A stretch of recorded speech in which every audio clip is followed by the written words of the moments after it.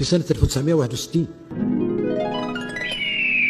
بالليل يا طويل القايمة كان في العش نتاعو في ثكنة عسكرية، يشوف هذاك الإعلام بالبلون روج، ينزل عليه يقطعوه يديه العش نتاعو ويلطخوا. الجنود تحينوه وأطلقوا عليه الرصاص فكسروا رجله، بقى يحوس في الثكنة. وأخبرني أحد المعاونين مع الجيش الفرنسي في ذلك الوقت بعد توقيف القتال، وكان في الحقيقة مناضلا لثورة مدسوس في صفوف الرصاص، قال لي يا فلان والله أنا شاهد بأنهم عقدوا مجلسا عسكريا وحكموا عليه بالسجن المؤبد.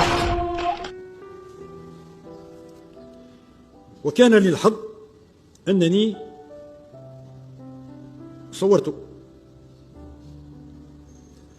صورته هو عايب في وقته، يعني بعد مباشرة بعد توقيف القتال، وكان مسكين يمشي على رجل واحدة.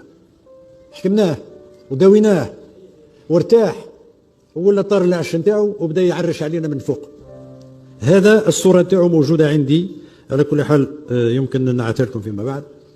أنا صورته بنفسي لأن الدار هذيك سكناها احنا مباشرة بعد توقيف القتال.